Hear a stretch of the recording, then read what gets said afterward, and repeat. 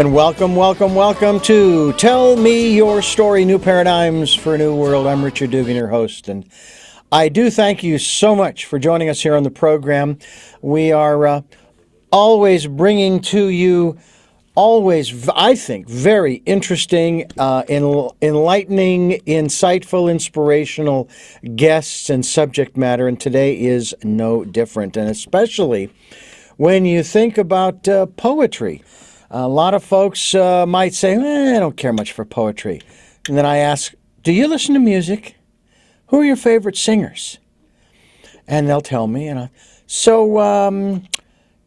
you ever just read the lyrics? That's poetry, and they've put it to music, basically. So you do like poetry. It's just, in your case, it's with music. Well, I like poetry, too. Never been one to write it, but our guest has put together a book called Blown Into Now. Poems for a Journey. Mylo Schaaf is my guest, along with, she has a photographer who is not joining us, unfortunately, but Alex Lowenstein or Lowenstein? Lowenstein. Lowenstein. And Mylo, thank you so much for joining us on the program. It's a pleasure to have you with us, and it's a very, very beautiful compilation of work that you've put together. Thank you so much. And I really appreciate being here and being invited to talk to you. And I appreciate the people who are listening. I too, am appreciative, especially considering that though the numbers are less relevant to me, but they're relevant enough that I mention them. We're talking about 85,500 listens just on the podcasts alone in the last 4.5 years. And we're getting close to our 15th anniversary of this program. So it's really kind of exciting, and we're also on YouTube. So folks can not only listen to but watch this interview if they like as well. We'll talk about more of those little particulars a little bit later. But what is it about poetry that strikes you so that you've put this together for us? Well, first, let me say that I think you're exactly right, that poetry, that music and song is what poetry is for our generation. And I'd love to have someone put my poems to music, but I don't know how to accomplish that. So what it is about poetry is I've been writing for a long time, but not necessarily poetry, a little bit. But then my son passed on, and the poems sort of demanded to be written. It was a way to understand what I was going through and mark the passages and the important events that occurred. And so I couldn't not write. And in the process of that writing, I realized, this has been now 12 years, and I realized that this could be shared because I'd learned a lot. And this could be shared with other people because there are so many displaced people or people in climactic tragedies or COVID epidemic deaths, that it's unlike anything that I've known or we've known for some generations. So I'm really, that's why I have the connection to poetry. Well, I'm going to be talking with someone in the near future here about something that we have never experienced in light of what you've just said, and that is not so much crisis. This person deals in crisis management, but what a term that has been coined, and I probably will catch on, called polycrisis. We have never dealt with so many at one time in human history. And it's going to be an interesting conversation. So, and what you're talking about is so true. I myself, just in the last 12 months, I've been through some very interesting times. As the Chinese proverb says, may you live in interesting times. Well, quite honestly, we always do. But it actually brought out a poem in me that I put to music, and actually it was kind of the other way around, where I was actually trying to write a song with a facilitator. I'd never written one before. I've written, I'm actually working on my book. So when you first started out, your photographer, Alex Lowenstein, did he were the photographs taken after, or did you use the pictures that he took as sort of a little bit of musing? So Alex Lowenstein is the son that passed on, and the pictures that he took, he was a veteran, a world traveler, a peace and conflict scholar, and a mountaineer. And he traveled around the world and took these amazing photographs, climbing Denali, climbing Kilimanjaro, going through parts of Africa that where the total jungle, working with I guess you'd call them gangs that bring people into certain areas that are too dangerous to access otherwise. And so we had many amazing photos. And after I'd written the poems and decided to put the book together, I went to the portfolio of his photographs and found ones that seemed to fit. And the reason I felt so fortunate to have those photographs is most of them are landscapes of amazing nature, beautiful, wild. And so they accompany each poem, and they allow you to kind of take a pause from grief and from what you're thinking about, which may be difficult topics in your own life or difficult losses, and kind of renew your spirit and tell you other stories, like standing under prayer flags in Nepal, etc. So they take you to other places that bring relief. Mm. Well, he is a man after my own heart when it comes to photography. I love taking pictures, not necessarily with my phone. I still have my father's 35 millimeter Argus. That's got to go back to the 50s, and it still works. I haven't loaded it recently, but I still have it. And I always love taking landscapes or panoramic kinds of things, not necessarily in that long panoramic view, but just in terms of, the skylines and those kinds of things. And it's just, there's something about that kind of image of a landscape. And in this case, these are landscapes of natural settings. It's beautiful work that he has done. Thank you. Was it hard going through those photographs for you when you first started? It was hard. Photographs can make your grief more acute, but they can also make you remember the good times. These were his photographs, and so I wasn't there for many of them. But that's when I think of why this book was written. It's to help people, to guide people through grief, to look at things that help, that I learned. And one of them was looking at old photos where we were together as a family and thinking about that time and thinking about how lucky we were to be together for as long as we were. Mm. Now, this particular work that you've published, Blown Into Now, Poems for a Journey. Tell us a little bit about the title, Blown Into Now. Where did that come from?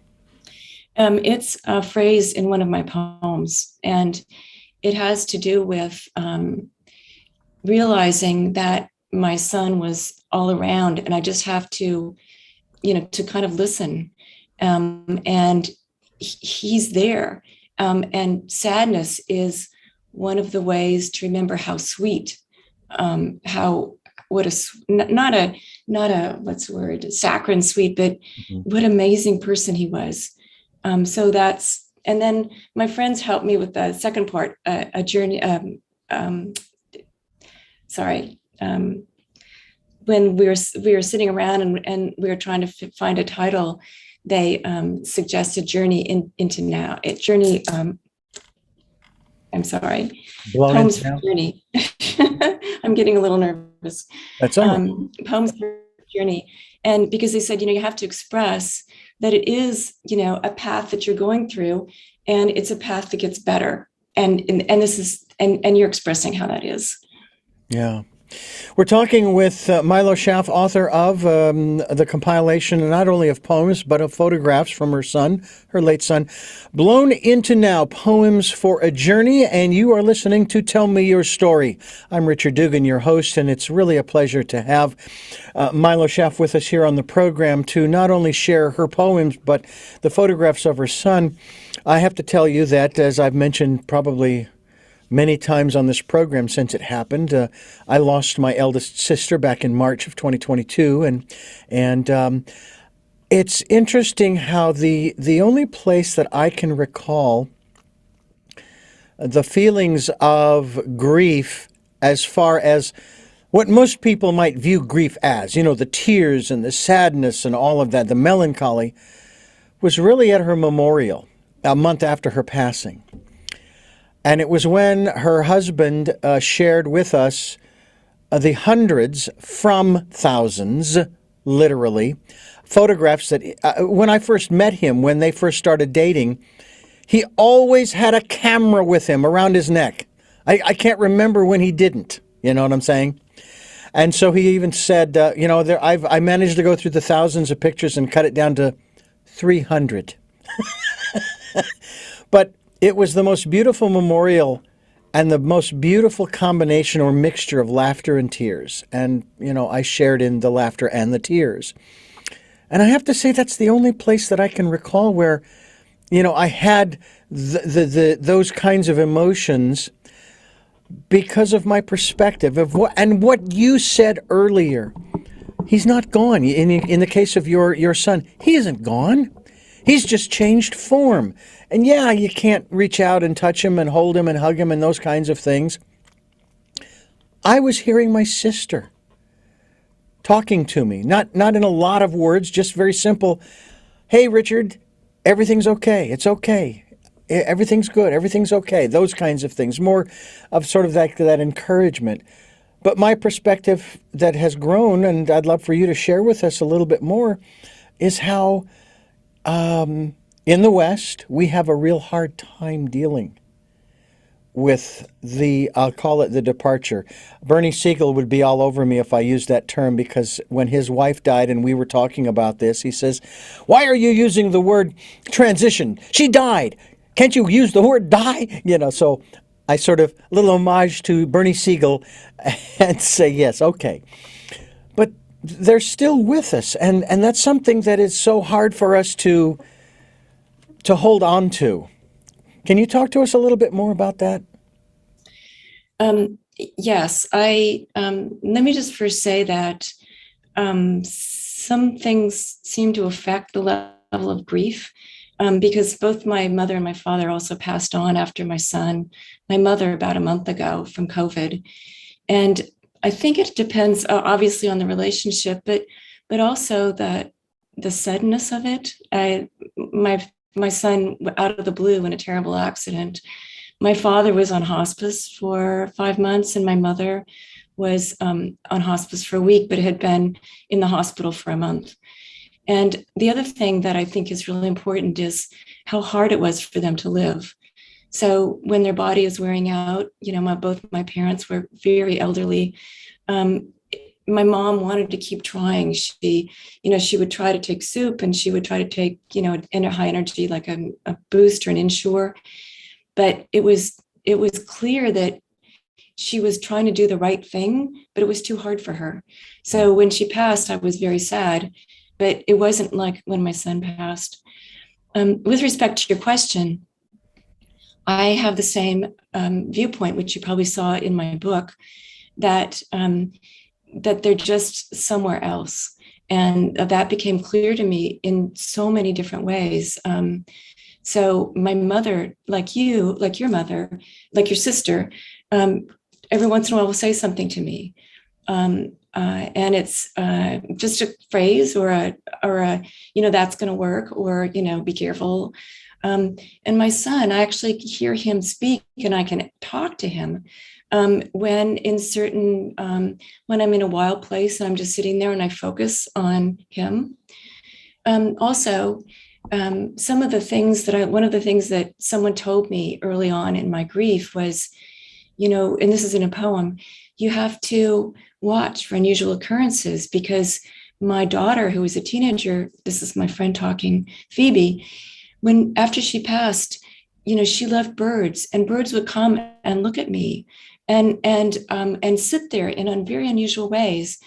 And I found the same thing with my son. It was like they were sending a message saying, hi. When we walked out of the funeral home, there was a praying mantis sitting on the blacktop.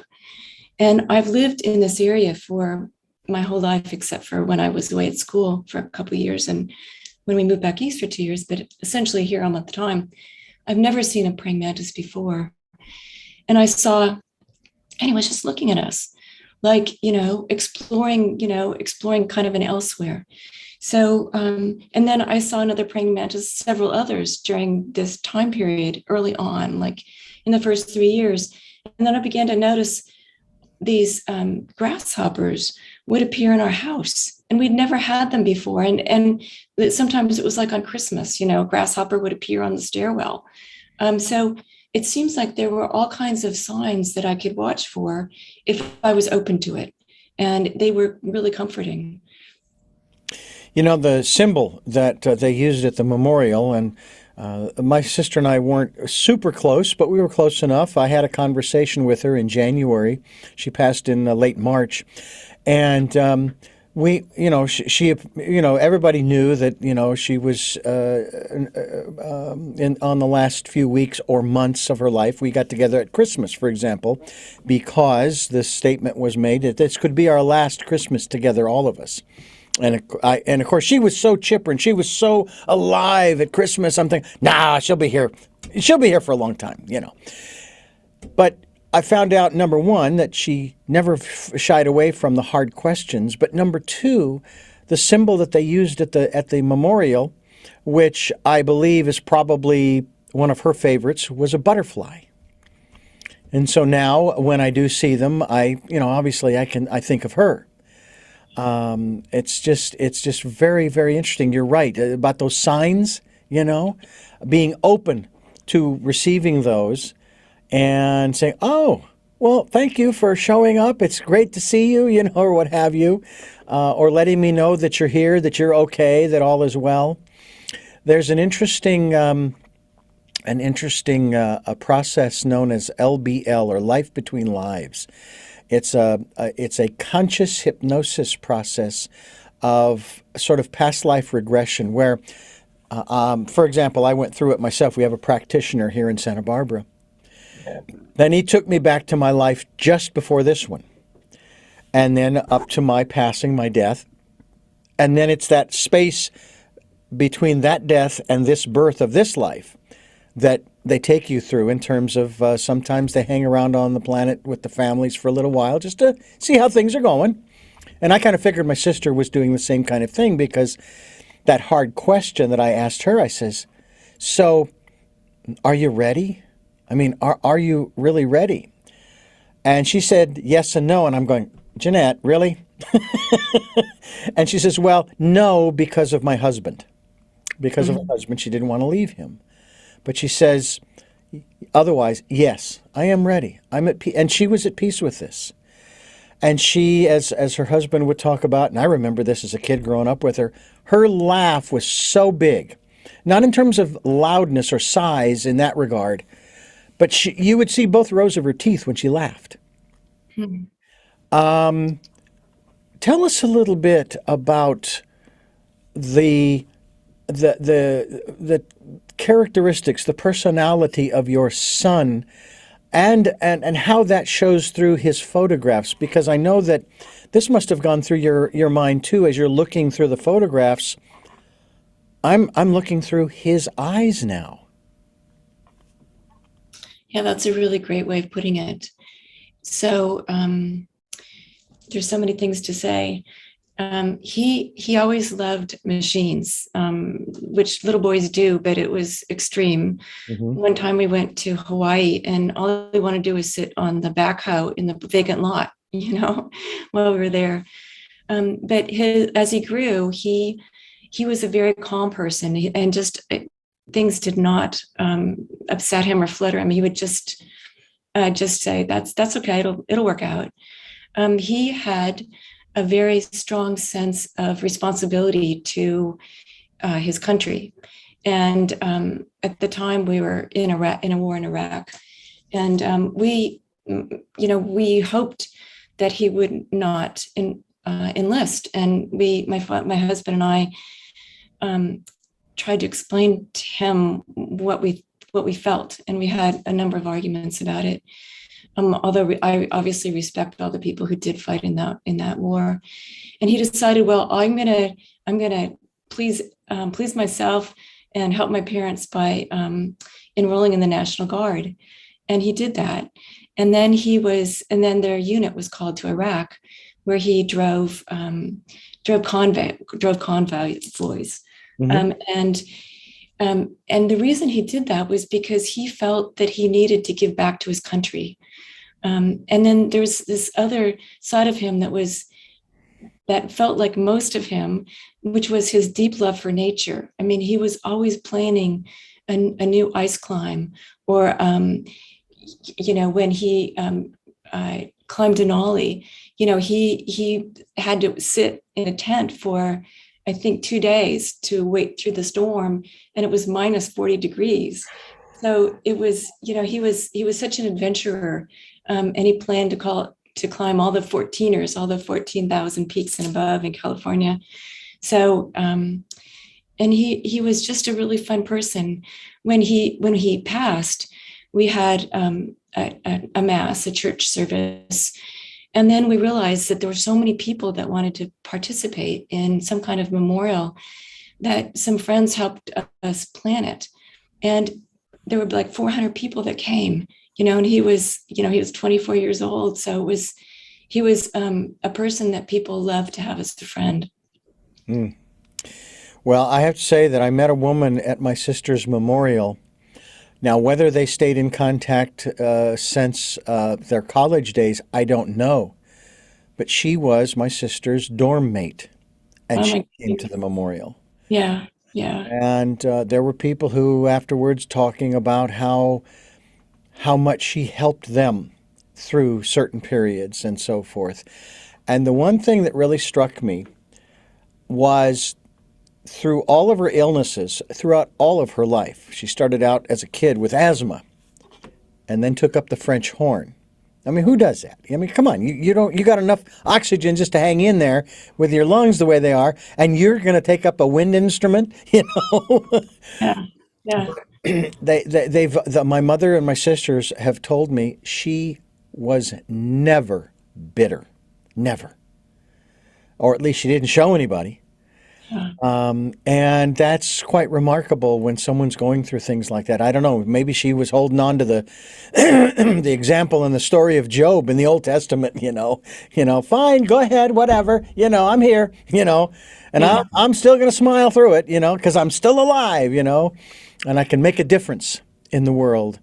So quite extraordinary. And it sounds to me like, and especially with what your son has left behind in the way of the photographs. I would venture there are probably tens of thousands of photographs yet to be seen. Are you thinking about putting together maybe a context here, a photo album of his work? Because I think that would be pretty spectacular to see all of these different sites and places that he has been and seen, and then we're able to look through his eyes. Yeah, that's a great idea. I hadn't thought about that, but that is a great idea. I mean, I'll think more about it. Yeah. now, did he just love taking photographs, or was this something more than just a hobby for him? So he loved taking photographs, but it wasn't. He what he was trying to do was capture, which photographers, I imagine many of them do, capture the feeling that he was having right then, so that he could see it again. And he was out so much in the mountains that there are so many amazing and incredible scenes, especially because he didn't go to many of the places that most people that are easy to get to. Mm-hmm. So yeah, so it is I wouldn't say it wasn't exactly a hobby. It was more of a um, expression of his soul. More of a passion. Yeah, passion. Yeah. Yeah. I have to say the same thing. And I would take photographs. Now, I was only primarily doing black and white, especially in my semester semester class of photography. It was black and white. And I'm curious, did he process his own images? No, he didn't. So he would send it out to Photomat or or wherever, and they would print them. Back then, yeah, Yeah. yeah, yeah. I have to say I loved that process of being able to take the film from the camera to the canister, develop it, then take it to the enlarger and print it and run it through the chemicals and everything, and be able to see that. And what I would do, and I don't know if as you did, what I would do though is I would take some of them and I would put them on a mat board, and then I would turn it over, and I would tape to it a piece of 8.5 by 11 ruled paper, and I would write a story based upon the image that I saw on the other side. And that's kind of what you've done here. You've taken these images and they kind of match up with a little bit with the poems. I want to continue talking about this with you. Mylo Schaaf is my guest, and again, the book is called Blown into Now, Poems for a Journey. We'll talk about that as well as we continue here on Tell Me Your Story. I'm Richard Dugan, your host, and I thank you so much for being with us, and I thank Mylo Schaaf for being with us and sharing not only her story, but also the story of her son.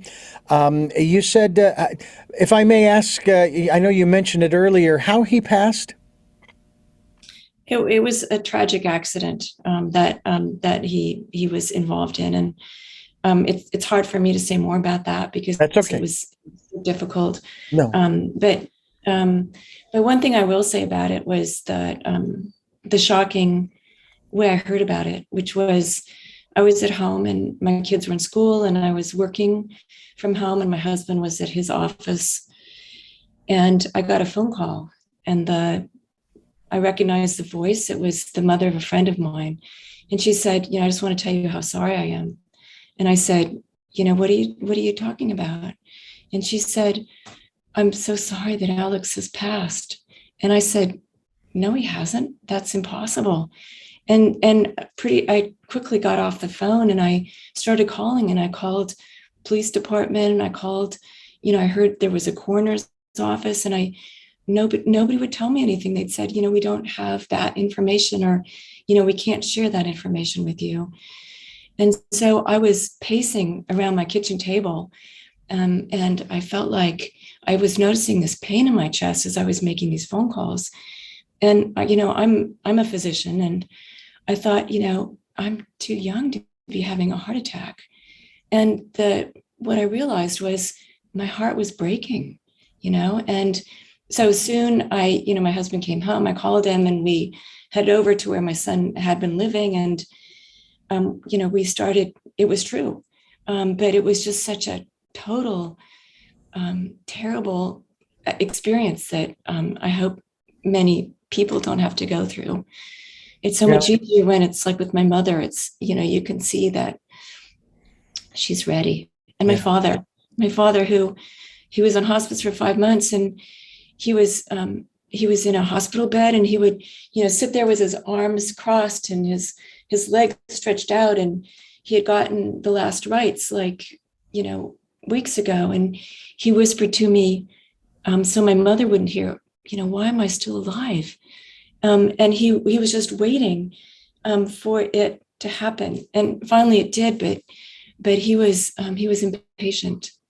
He was a surgeon, and these things have to get done. Yeah. Um,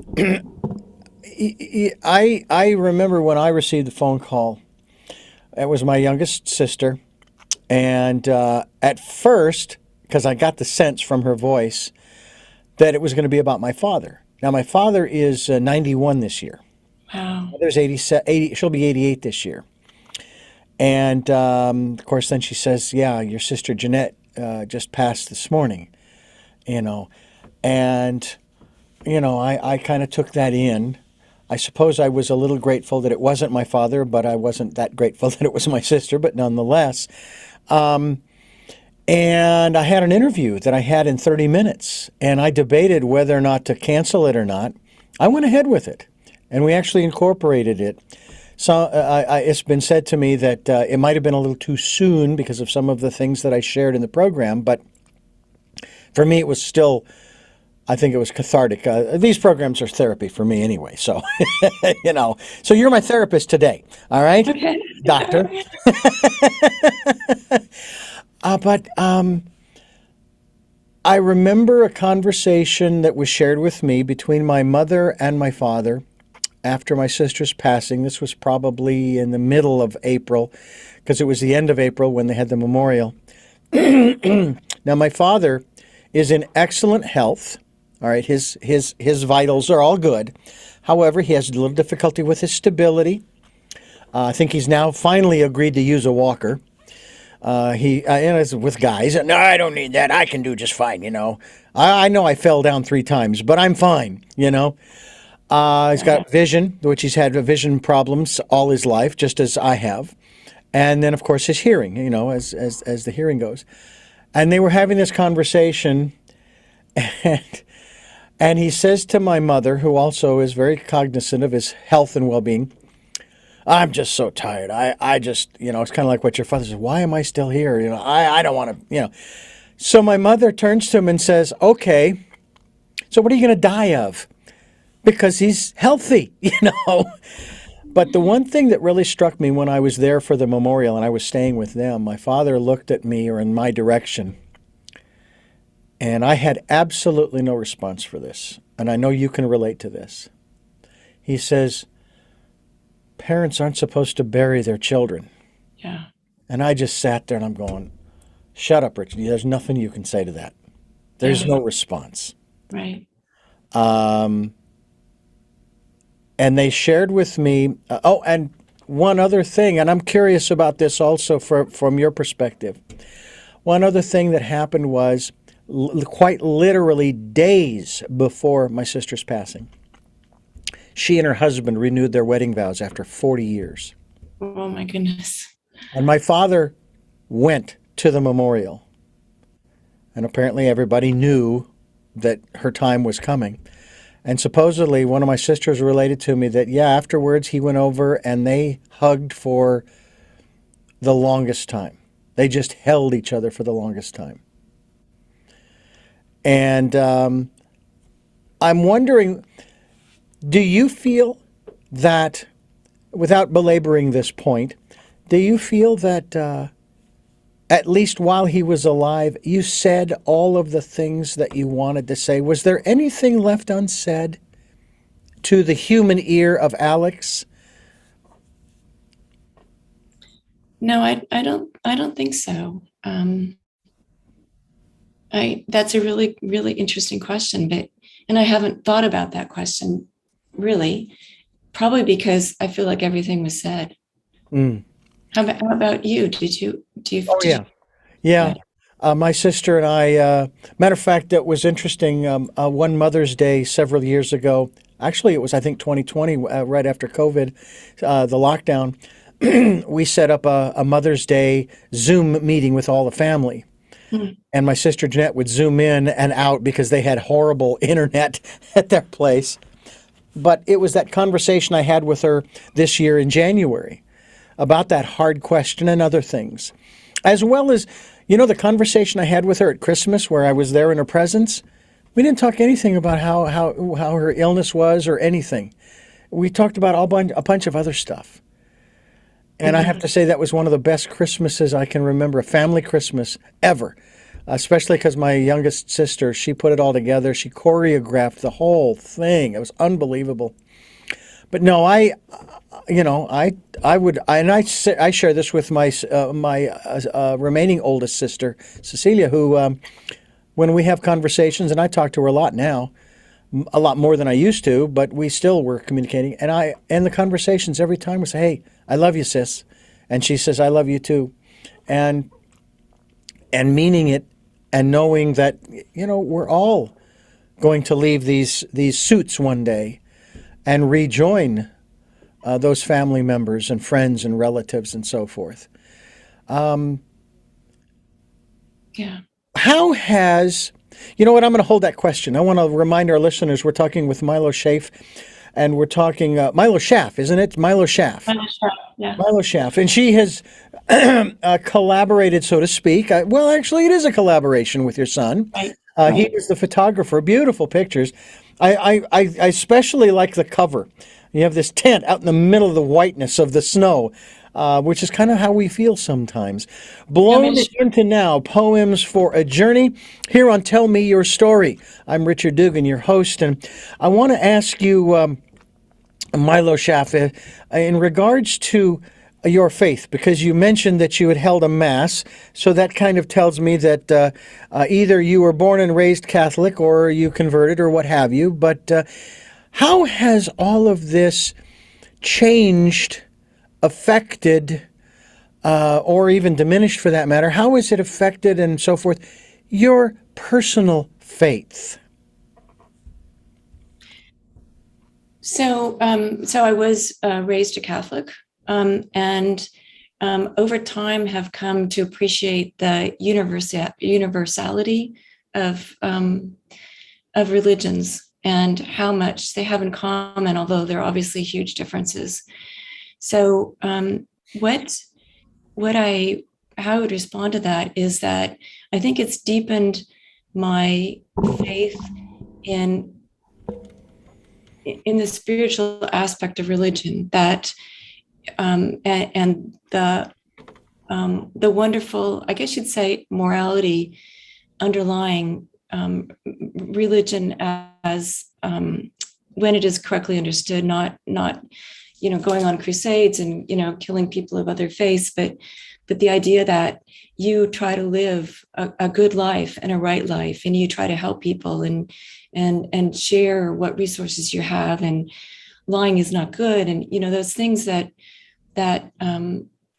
are really qualities, almost I would say spiritual qualities, that underlie everything. And so the passing of Alex has deepened my belief in that we are not alone, and there's something after this and something before, and there's a reason we're here, even though we may not always see it. So yeah, it has really contributed to my understanding of what's important. And do you think that that's one of the things that these processes are sort of designed to do, is to get us focused back on what is important, as opposed to, quite honestly, the minutia Yeah.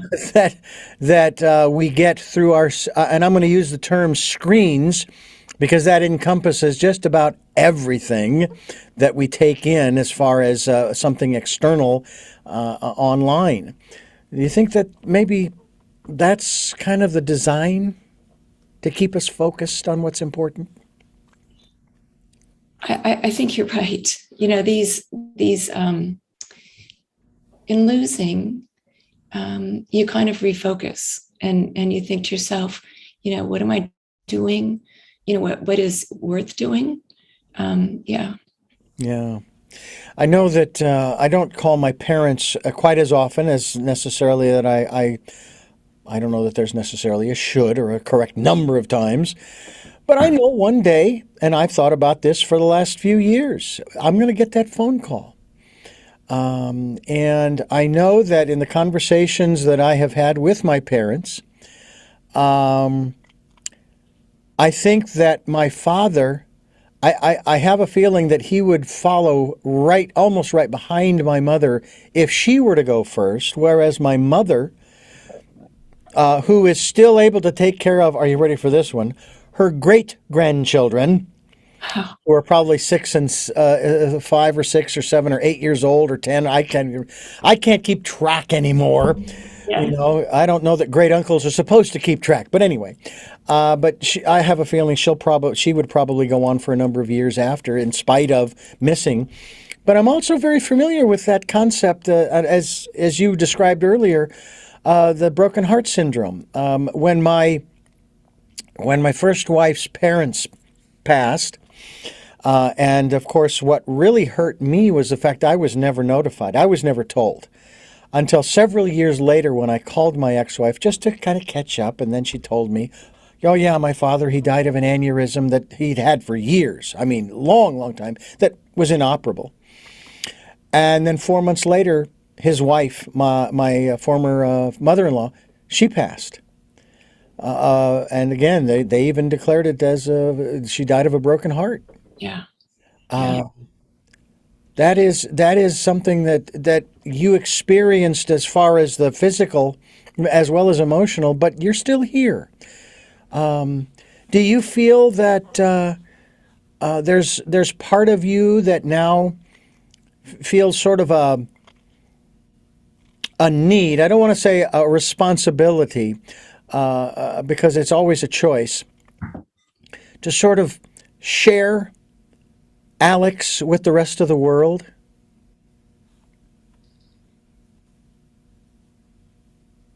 I don't, perhaps actually, yes. But because that's why I looked for his photographs and put them with the book. Otherwise, it could have been just poems. But I wanted them to know how, what kind of a person he was and what he loved and the scenes he saw. Mm-hmm. Yeah. Yeah. So, yes, that's correct. Yeah. But what you're saying is that, I think what you're saying is that your mother has connections that she doesn't feel are time to leave. Right. Whereas your father doesn't take, I'm assuming he doesn't take care of the children the same way. Oh no, he doesn't have the physical capacity to. Yeah. Matter of fact, a few years ago, when I was visiting then, um, he would tell me how he's very frustrated over the fact that she's having to take care of the kids. And this is when one of them was still a toddler, and all of this, and that she was just being run ragged. And yet she still had all this energy, but yeah, she was feeling it. And he said, I just wish that, she would tell, her granddaughter, you need to find somebody else to take care of these kids, because she's just running ragged. And I said, well, you do know that you can say no. He said, yeah, I know, but she won't do that because that's my mother. My mother is being a grandmother / great grandmother. Yeah. That's who she's always been with us and so forth. So it's hard to let that go. Yeah. It really But is. I wonder if, I mean, I think that's why I broke my heart broke, but I stayed around. We have two other children. Yeah. My parents were still alive. So, and soon after that, I had to do a lot of caretaking of my parents. So, yeah. Oh, and I have to tell you that I remember with my second wife, my present wife, second and present, by the way, also my last wife. I'm not doing that again. She went through, 21 years ago, she went through a process where she was diagnosed with a rare form of cancer, went through the surgery, and then went through the chemo, and I became a caregiver. I didn't know what I was doing. I didn't know what I was getting myself into Yeah. or any of that. And yet I did it. And I also was in communication with the local cancer affiliation or society association, just saying, look, I'm just exhausted. This was like 3 months, 4 months in, because I was also working. I was also going to work every day too. And she was at home and she was doing the chemo and just feeling horrible. And I knew there was nothing I could do for her as far as what she was experiencing other than just be there. And at one point I said, I was invited for a weekend to go out to San Diego from Phoenix to spend a couple of days just relaxing a little bit. And the woman at the East Valley Cancer Center said, go. You have to take care of you. Otherwise, you can't take care of her. And my parents and neighbors across the street and on and on and on were all dropping by on a regular basis throughout the day to check on her. Mm-hmm. So it wasn't like she was alone, but I wasn't there. Mm-hmm. And boy, that's so for you to take care of your your parents. I take it you didn't have any other siblings who were available to support you in that regard. No, I didn't. Yeah. Was it hard for you to take that time away? It was at first, but there was another part of it too. I had just started.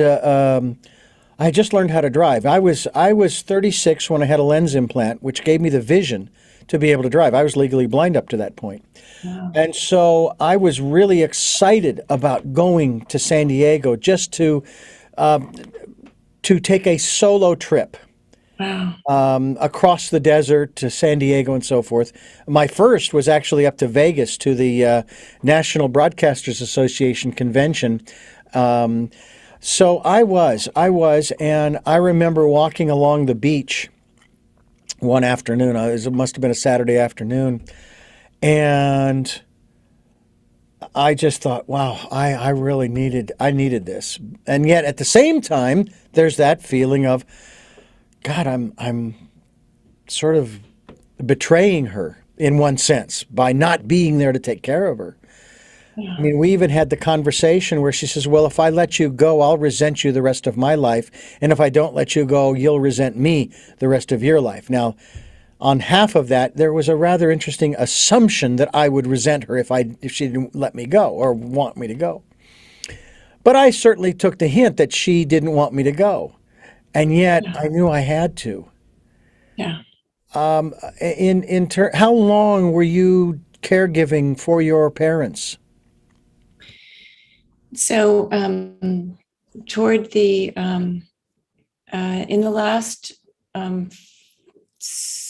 8 months of my father's life, he was in the hospital several times, and I would my mother could still drive, so she was able to help, but she needed me to work with all the medical issues and so forth. And then when he came home on hospice for the last 5 months, my mother and I have tried to do it ourselves. And so I would work all day, and then I'd come back in the evening, at least 3 or 4 times a week, because I still had my kids at home, and my husband working, and I'm working, and I would take the night shift. And so I would sleep on the couch in the living room, and when my father tried to he hated just being stuck in bed too in the night. And so he would try to get out of bed, and then I would wake up and I'd go in there. And so it was, that was difficult, but it wasn't as long as with my mother, because after my father passed, she began to have cognitive impairment.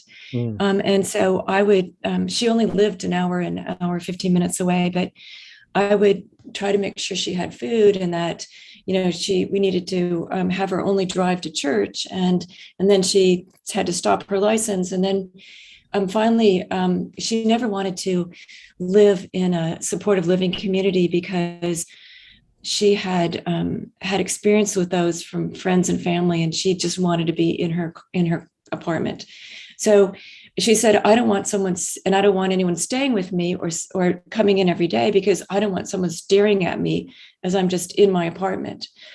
So it was a huge struggle, but finally she got into a supportive living, and it was still having to, make sure she was okay. There's a lot of, even though someone is in a place where they get food and so forth, there's so much more to it than just that, just supporting her emotionally and being there frequently, and having meals with her and bringing her to our house for meals, and doing all her legal and stuff, and becoming her co-trustee for the trust that she was in, etc. So it probably went on with my mother for about 7 years. Oh, wow. Yeah. Wow. And I would venture that during those 7 years, plus the 8 months with your father, there were those times when you wanted to get away for a little while. Had nothing to do with your feelings for your mother. It's just you were worn out. Or Yeah. was there enough of a space, because she was in assisted living, that you did actually get regular times to yourself, for yourself? Well, when she was still in her apartment and I was worried that she would cook something and leave the stove on, or did she have any food, or, and I tried to get even people to assist her and she didn't want that. So when she was in that situation, it was really hard because I would frequently get phone calls. So for example, if I was away from my house with my family, one time I think we were in Salt Lake City, and I would get a phone call from the emergency room that she was back in the emergency room because she was having, chest pain or something, or she was coughing a lot, and she was very elderly. And I know that a lot of doctors don't give people just for a cough an antibiotic, but I knew that she was going to go on to have bronchitis, and so I would be arguing with the physician in the emergency room. So that was tough. But when she was in the supportive living environments, what was hard for me was not feeling guilty that I wasn't doing more, that I wasn't visiting more often, that I wasn't bringing her flowers more, whatever it was. And I had to tell myself that what I was doing was good, and it was okay. And she would say to me, "I don't know what I would do if you weren't here. Thank you so much." So she was happy with it, but it was my own feeling that I had to do more, that I had to kind of make it okay that I was doing enough. And that's a hard thing when you're the child, and it's your mother. And you remember how many years she took care of you, even when you were in college. She would be there. And that was in the days when we didn't have cell phones. So we still had connections, but yeah, I think it's the giving yourself permission to do what you felt you could handle. Mylo Schaaf's my guest, and she has a beautiful book that you need to get a copy of, Blown Into Now, Poems for a Journey. Talk to me about the journey as we continue here on Tell Me Your Story. I'm Richard Dugan, your host, and Mylo Schaaf's my guest, and the journey, Poems for a Journey. And obviously this is your journey. When did you first start writing poetry? Well, I did it a little bit when before I went to medical school. I graduated in journalism, and the transition was I got really sick while I was working in a publishing house, and I ended up in the hospital. And someone came in a white uniform and tried 4 times just to put an IV in my arm. And ouch. Yeah. And so I was stretching on my arm for the 5th attempt. And this was one person, and they got someone else to start trying. And I thought to myself, this is really important. This is, if when I'm 80, I want to look back on my life and say, this is, my work made a difference. And I thought, yeah, I'm doing good work. I'm an editor in a publishing house, but the typos in these books are not going to matter as much as making sure that people get better and are treated correctly. And so that's when I went back to school, and I had to go to school for 2 years because I didn't have or 3 years, and I didn't have any science or even the math prerequisites and I thought, I'll be a nurse. So I studied all the time, and I eventually did well enough that I wanted to be a doctor. And then that's finally what happened. What's your specialty? Internal medicine. Ah. Yeah. Well, that encompasses everything under the sun. I know, it's too big. If I was going to do it again, I'd be a specialist because they have far less to catch up on and read. Would you? I've heard jokes about specialists. Yeah, I specialize in the left ear. Yeah. Right. I know nothing about the right ear. I can handle the left ear. That's it, and only what's inside. Right. Yeah. So go ahead. So it was when my son he passed that the poems just had to get written, as I mentioned, and that's when it became really serious. So, what was it that drew you to medicine in particular? Your own personal experiences dealing with medicine? My father, as I mentioned, was a surgeon, and he would work every Saturday until noon. So I didn't have, and then when I would visit him, sometimes we would go to the hospital, and you have these white tile walls, and it smells like cleaning fluids. Mm-hmm. And I thought to myself, I'm never going to work in this. I'm never going to do anything like this. I'm going to be outside. I'm going to be whatever, or maybe a writer because I graduated in journalism. But then when I got sick, I think there are a couple reasons people go into different fields. First, what your passion is, right? And that's when I found my passion. But secondly, what you've seen people accomplish. So my mother was a nurse and my father was a doctor. And it's sort of like, oh, I kind of know what that's like. So, maybe I could do it too. And so that's what happened. And then I actually, from internal medicine, have been doing a lot of global health work. And that story was, I was a chaperone on a kids trip to Mexico where they were invited to they were teenagers, and they were invited to help build a community center by local people in a Mexican town. And the person who was leading the trip said, well, why don't you bring your stethoscope and bring some medicines like antibiotics and some pain medicines, and let's see if we can help anybody. And I thought, okay. And we were standing in this unfinished building, which had cement walls and a cement floor and no roof. And the patients heard that there was a doctor on the trip. And so they came. And so we pulled out this, broken down table and a couple chairs, and we had a clinic.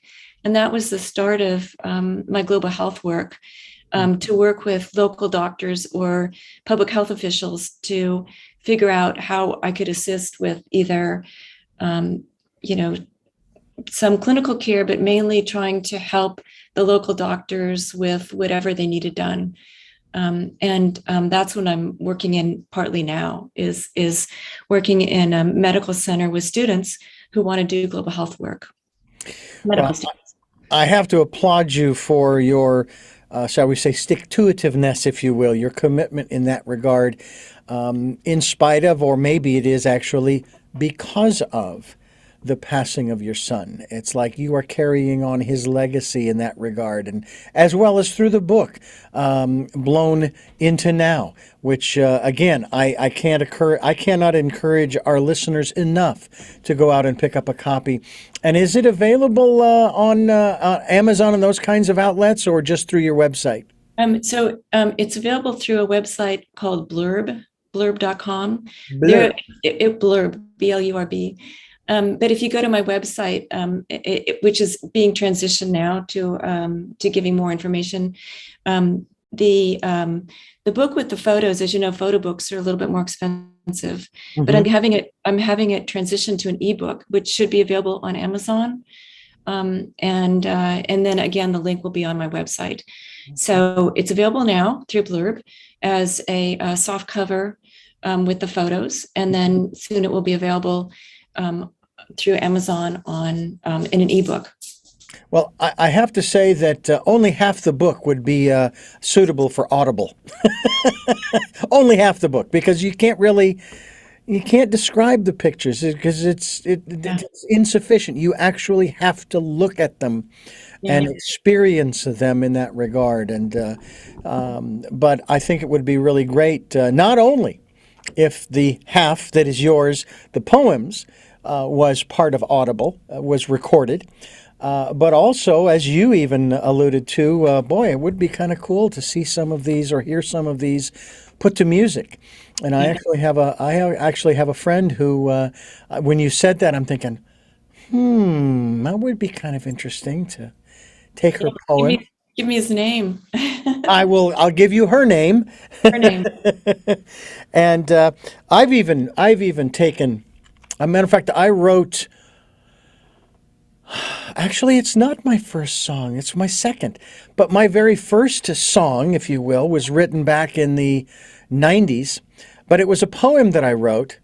And as I'm reading the poem, the music just came, And if this was, the poem was written about these experiences that I was having within this personal growth program back in Phoenix called... I think at that time it was called Delta Vector. It's now called Omega Vector. having to do with the 0 point and all things good that make us who we are and so forth. And I was like, I think the lyrics. I'm still looking for the lyrics. I know the sheet somewhere. I'll find it. 3 nights in a weekend is all we had together. Now it kind of sounds like a love song, but it was 3 nights in a weekend that I spent with this one person in this buddy group, and we were together in this dyad for 3 nights in a weekend.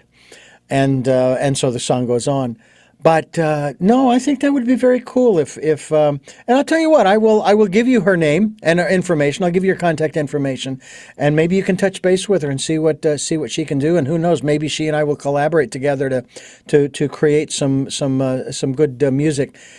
And I know too, we talk about people participating in the Decade of Perfect Vision, which means basically we encourage people to go within and listen to that still small voice.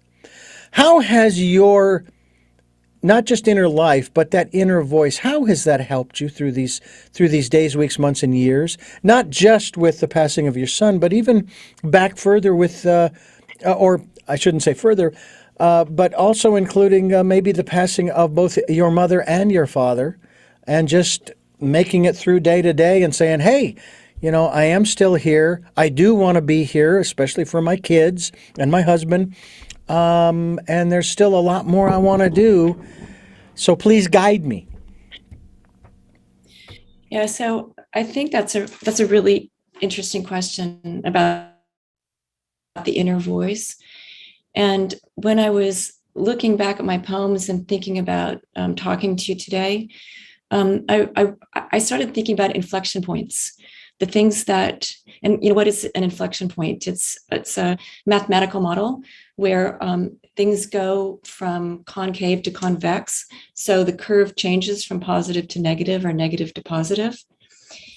Or it's a time when something moves you in a different direction, according to the dictionary, when we're not talking about mathematics. So when I think about why the poems were written and what I learned in that moment, that the poems, many of them represent a moment in time where something happened, and I looked at it and I thought, this is what I learned.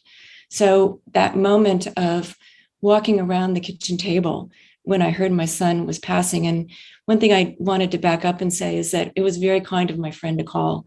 So I don't mean to say that I didn't appreciate it, but it was just the shock. So when my heart was broken, that was like, oh, this is, a heart can break, and this is part of the trajectory of our lives and what happens to our hearts when we love people. And then another inflection point was when I mentioned seeing the outside the funeral home, and I saw the praying mantis. It was, I have to pay attention to what's going on around me, and if there are messages in my environment. And so I think that's what I think of as my inner voice. It's looking at these incredible moments that were so unforgettable, and what did I learn, and how did that take me forward? So I think that that's really true. I'm sorry, I can't hear you. Blown into Now, Poems for a Journey. Mylo Schaaf, that's MYLOSCHAAF.com. That's the website. And of course, I like this. She welcomes travelers, lovers, you who have lost, you who need wilderness or find passion in words. And some of her poems and writings are journeys, and others are moments that leap from the memory into meaning. Wonder, loss, and truth are the forces that arrest her attention and compel her to write these poems that she's provided to you. Is this your first work of poetry? It is, yeah. How do you feel? How did you feel when you put your hands on that for the very first time? I was I was transported. I was, after 12 years of work, and let me just say this is published by Blue Light Press, and then the printer is Blurb. After so many years, and I had written one book earlier for children, and that was published, but publishing is so complicated now because, and good and bad, because there's all these different platforms and ways to self-publish, etc. But I was incredibly happy. I think we're getting close to the end. Do I have time to read one poem? That was where I was headed next. I wanted you to share with us one that you felt you should read and share with us today. So where in our hymnals should we turn? This is page 15. All right, page 13, 14, 15. Oh, wow, and I love the image. That's the wrong one. Page 15. How about that one, Richard? I like that one too. The sun, I don't know if that's a sunrise or sunset, hazy skies, beautiful. And this is the poem that you want to share with us called Promise of the Elements for All Who Mourn. Go ahead. So as I read, think about what is an element. It's a part of weather, right? So think about what I'm reading, which element. And when you cry, I will find you. When you're breaking or empty and you can't speak, close your eyes, lean your head back, feel my silver fingers loosed from above to wash free your fears. Or call to me when I climb on a northern wind, or when I dive like a seabird, uncaged. Always I will come by summer's end, a cloud of plush, thick on meadow grass, to quiet you with a blanket. Or when someday the white, gray, and black shiver and dissolve, I will make you warm. I will return with unwalked sand, with streaming jubilee sky, with a ribbon of pelicans that skim the waves like kites. May these offerings open you like a diamond knife, open again, alight. I know that it's really important to go back and reread things of this nature, especially with the potentials for the symbolism, the metaphor, and all of those wonderful things. I was watching a documentary about the Don McLean song American Pie, and he went through the lyrics to talk about what each of the lines meant, what it was referring to, and so forth. I just find that fascinating sometimes. But what I don't find so fascinating is when people argue about the meaning behind. I was watching a Family Guy where Stewie and Brian, the dog and the little baby, were arguing over Anne Murray's song, I think it's Snowbird, and what it really meant. And it's like, you went to Anne Murray, she gave you the explanation, and you said she was wrong, and she's the one that wrote the song. Yeah, yeah. So Yeah. people, I think it's really important because I know that you have a particular meaning, but to the reader, how does that affect you? How does that touch you? In what ways? What's coming up for you? And I think that's what's really so spectacular about art in particular is I'm not a fan of awards programs for art, whether it's music or stage or whatever it is, because it's so subjective. It's what you see and or hear and or feel. And yeah, we can get the creator's story behind it. Sure, that's great. You could share with us, oh, gee, well, this line I meant this and I meant that. And that's a wonderful thing, but that's also for you because you created it. But how is it touching me? And so there's no right or wrong answer when it comes to the listener or the viewer. And to me, that's a beautiful thing. Right. I also just wanted to mention that writing is such a release, which you have felt, and anyone who is kind of lost and thinking about a loved one, any form of writing, even sort of just writing anything comes into your mind can be so helpful. Yeah.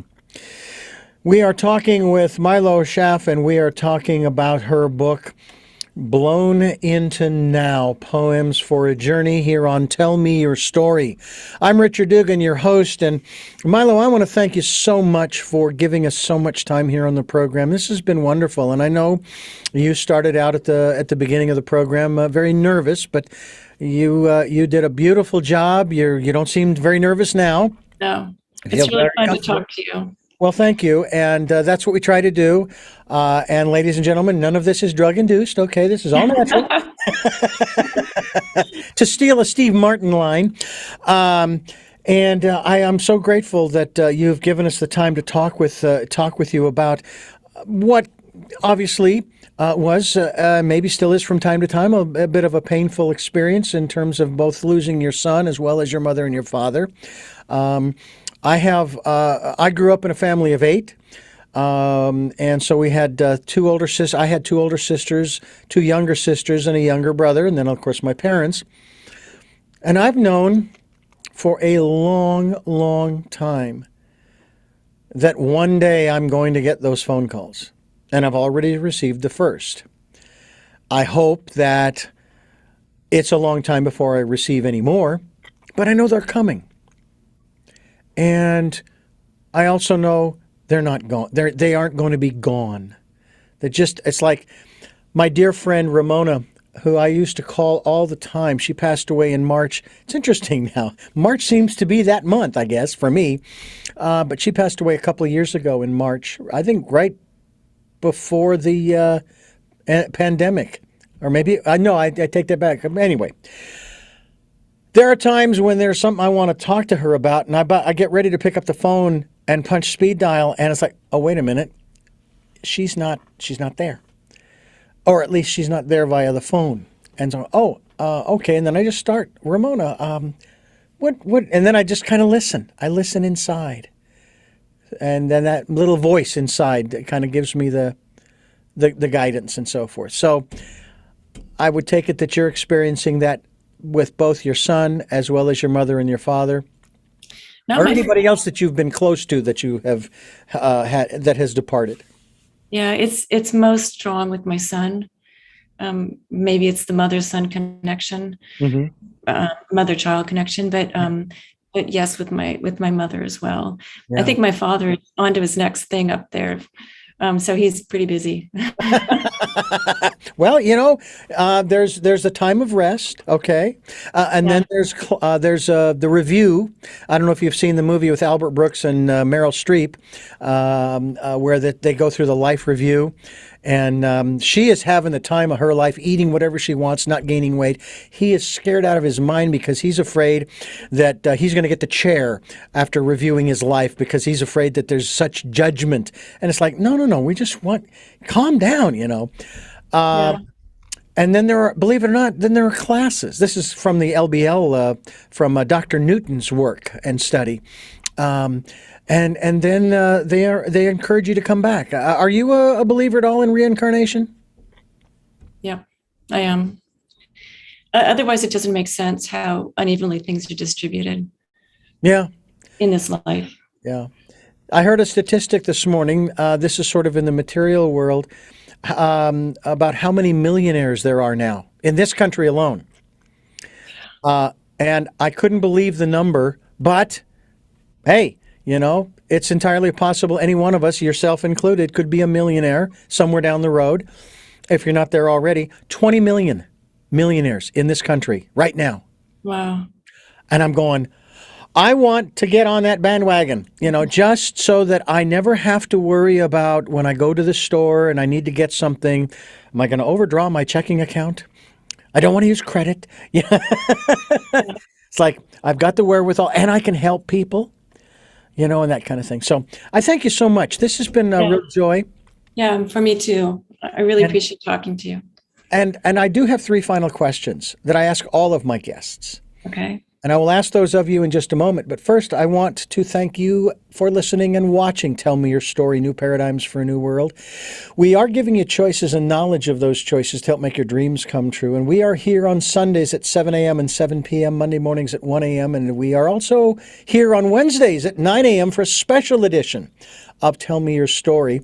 And we are podcasting these at SoundCloud, iTunes, TuneIn Radio, Spotify, Stitcher, Player FM, Blueberry, iHeartRadio, Amazon Music, and many other locations across the internet. We're also on YouTube where you can watch these interviews, and I encourage you to subscribe because if you do, you'll be notified every time there's new content posted at either of those channels, the Tell Me Your Story channel on the various podcast sites or on YouTube. We also ask that if you can, support us financially. We would be gratefully appreciative of that. We have a PayPal account. It is there for your security as well as ours. And we also ask you to participate in the Decade of Perfect Vision that we mentioned earlier. We want you to go spend some time going within and listening to that still small voice. And I encourage you to follow the promptings. Your still small voice may challenge you, but it will never, ever put you in harm's way. I promise you of that. It doesn't necessarily make your life easier, but it gives you a sense of peace knowing that, I was prompted to turn left. I did. And okay, little challenge here, but I'll make it through because I listened, because I followed. So take the time to do that and get that encouragement, that inspiration, that education sometimes, if you will. With that, we now move to the three questions that I love asking each one of my guests. And one of these days, so having been doing this for almost 15 years, Mylo, I may put together a book of everybody's responses to these three questions. In the meantime, the first of those three questions is, who is Mylo Schaaf?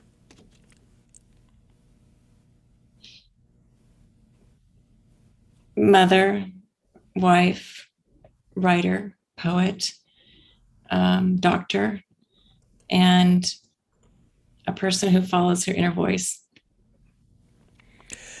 What is it that you hope to or want to achieve through the work that you are doing now? I want to get these poems out to help as many people as I can. And finally, what is your life's purpose?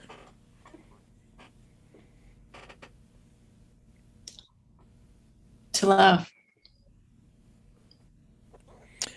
Well, Mylo, again, thank you so much. I appreciate the time, and we wish you much success in the distribution and the exposure to others of the book Blown Into Now, Poems for a Journey. And we really appreciate, once again, the time that you've given us today. Thank you so much. I really appreciate talking to you. The website, once again, Mylo Schaaf, that's MyloSchaaf. And I thank you for listening to and watching. Tell me your story, New Paradigms for a New World, as we give you choices and knowledge of those choices to help make your dreams come true. Until our next broadcast, podcast, videocast, love to Lal and Jeanette, I am listening.